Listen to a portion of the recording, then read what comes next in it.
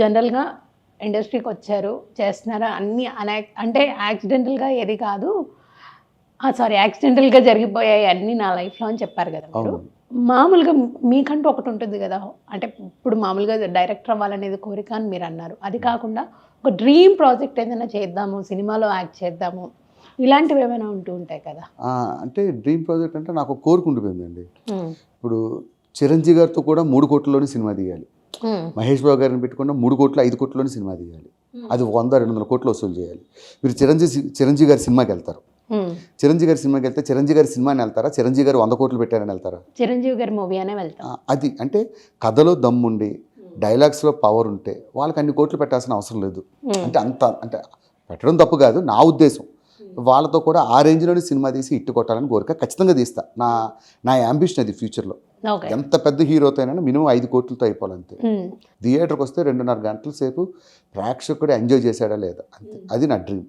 అంటే మొత్తం overall cinema అంతా కామెడీనా లేకపోతే ఎమోషన్స్ అన్ని? అది సబ్జెక్ట్ని బట్టి ఉంటుంది. కామెడీ అయితే మీరు ఎలాంటి సబ్జెక్ట్ నేను ఎక్కువగా కామెడీ, తర్వాత లవ్, ఇలాంటి సబ్జెక్ట్స్ మీద బాగా వర్క్ చేయగలను. మామూలుగా అంటే స్కిట్స్ రాయడము అనేది ఈజీ కాదని అంటూ ఉంటారు. మామూలుగా జబర్దస్త్లో కూడా స్కిట్స్ కూడా ఒకటి దానికి ఇంకోటి సంబంధం లేకుండా ప్రతి వారం మారుతూ ఉండాలి. మళ్ళీ అంటే ఏం లేదు మేడం, ఇప్పుడు 2.5 గంటలు చూపించే సినిమాని 10 నిమిషాల్లో చూపించాలి, అదే స్కిట్. ఓకే. సో అన్ని స్కిట్లు క్రియేట్ చేసిన వాళ్ళు సినిమాలు క్రియేట్ చేయగలం, ఈజీగా చేయగలం. ఎందుకంటే చాలామంది మా వాళ్ళు జబర్దస్త్ గారు వేణు గారు నిరూపించారు, రీసెంట్గా అదిరాబి గారు డైరెక్టర్ అవుతున్నారు, ధనరాజు గారు చేస్తున్నారు, అందరూ చేస్తారు. ఓకే, వాళ్ళని ఒక ఇన్స్పిరేషన్గా తీసుకున్నారా? ఇన్స్పిరేషన్గా అంటే మీ టీం మెంబర్స్ కాబట్టి మా జబర్దస్త్ నుంచి వచ్చి అయ్యారు. నేను కూడా ఖచ్చితంగా అవుతా, ఎందుకంటే నేను గొప్ప ఆర్టిస్ట్ అవుతానని చెప్పలేను కానీ గొప్ప డైరెక్టర్ అయితే మాత్రం ఖచ్చితంగా అవుతా. అంటే డైరెక్టర్ అవ్వాలని ఉంది కానీ యాక్టింగ్ కంటే కూడా అవకాశాలు ఎవరండి. ఇప్పుడు మీకు ఎట్లా ఉంటుందంటే ఇండస్ట్రీలో ఫస్ట్ మనం ఎవడో ముఖం గుర్తింపు లేనప్పుడు ప్రతి ఆఫీస్కి ఫోటోలు పట్టుకొని తిరగాలి. ఫోటోలు పట్టుకొని తిరిగే అవకాశం మనకి ఎందుకు? ఆ దుస్థితి, ఎన్ని ఆఫీసులను తిరుగుతాం, మనకంటూ ఒక గుర్తింపు తెచ్చుకుందాం. జబర్దస్త్కి వచ్చాం.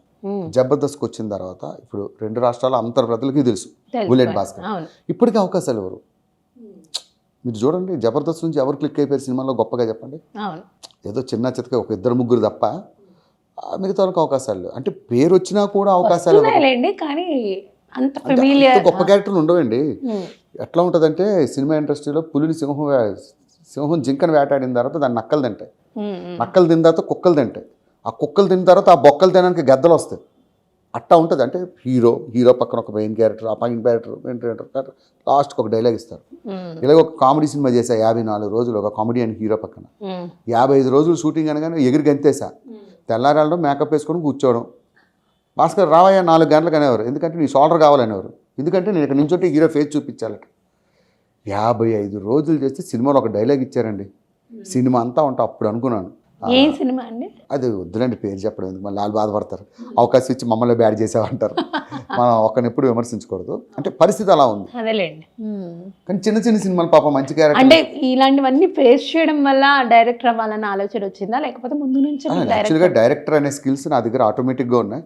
ఇవన్నీ చూసిన తర్వాత మనం ఒక్కరిని అవకాశం అడుక్కోవడం ఏంటి, మనమే 10 మందికి అవకాశాలు ఇవ్వచ్చు. ఇప్పుడు మనం అవకాశం కావాలంటే వాళ్ళ దగ్గర చేతులు కట్టించుకోవాలి. మనం ఒక డైరెక్టర్గా సక్సెస్ అయ్యామనుకోండి, మన మాట వాళ్ళు వింటారు, మన దగ్గరికి అవకాశాల కోసం వచ్చి నించుంటారు. అది నా కోరిక.